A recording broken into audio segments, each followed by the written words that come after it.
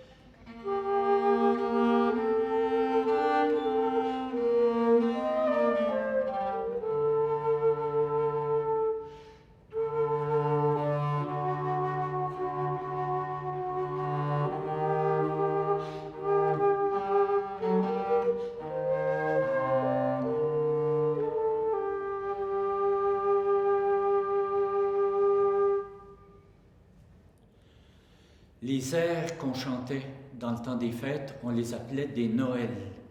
Et il y en a un qui était particulièrement apprécié, particulièrement connu au XVIIIe siècle, qui avait pour titre « Une jeune pucelle ». Ça racontait l'histoire de l'Annonciation, de l'ange Gabriel qui descend parler avec la Vierge Marie. La mélodie était très jolie.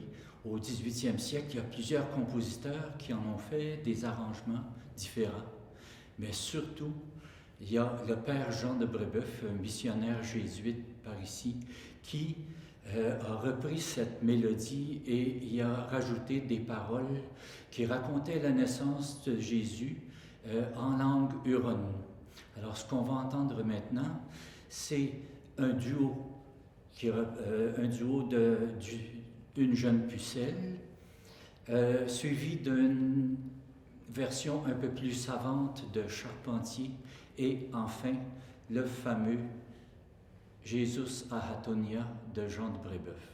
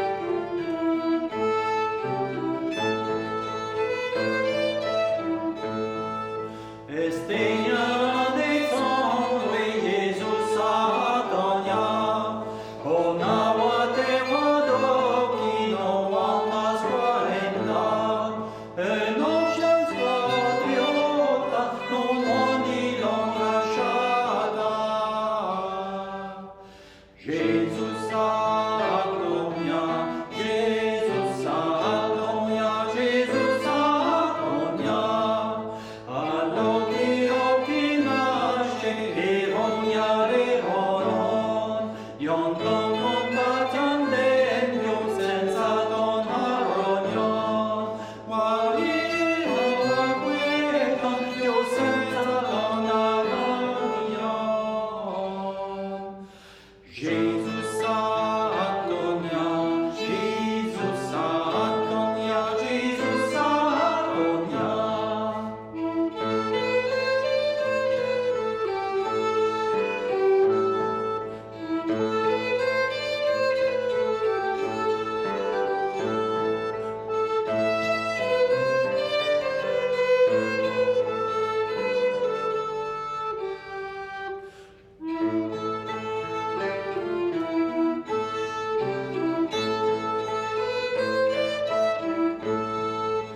Jesus Adonia, Jesus Adonia, Jesus Adonia.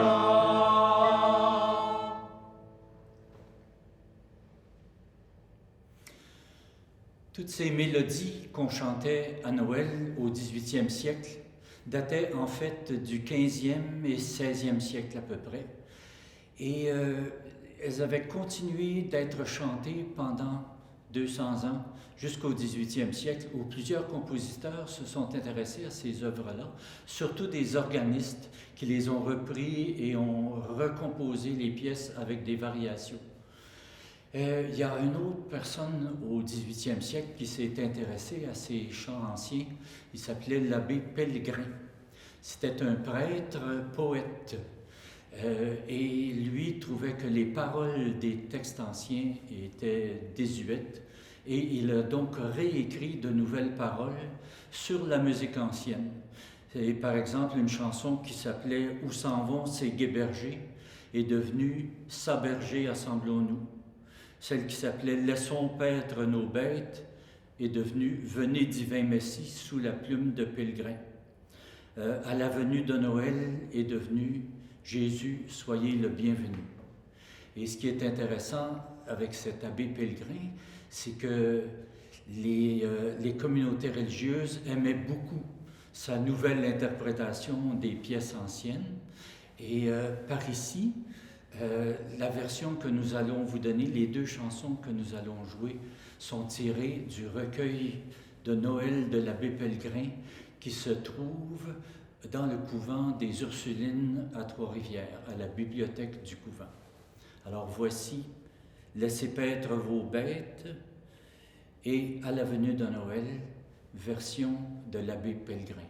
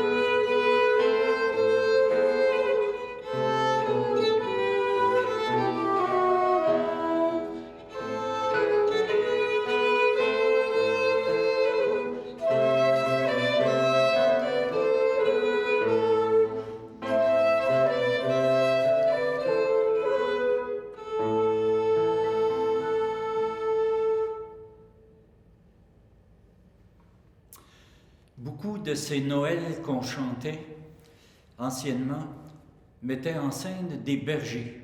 Il faut dire que les bergers étaient des personnages importants dans l'histoire de la Nativité, parce que quand les anges sont venus annoncer la naissance du Christ, ils ne sont pas allés voir le notaire du village, le maire du village, ils sont allés voir les bergers. Aussi, les bergers étaient donc très fiers de pouvoir être chantés comme ça dans des airs de Noël. Les bergers avaient un instrument traditionnel, une petite cornemuse qu'ils appelaient la musette. Et au XVIIIe siècle, on a voulu introduire cet instrument populaire dans la musique de cour. Et on a donc retrouvé des musettes à jouer de la musique sérieuse à la cour de Louis XIV et de Louis XV. Et on l'a associé à un autre instrument populaire de l'époque qui était la vielle à roue, qui se mêlait bien avec la musette, qui était une espèce de violon mécanique avec des bourdons comme la musette. Alors voici maintenant des Noëls populaires joués avec une musette, une vielle à roue, un violon et un théorbe.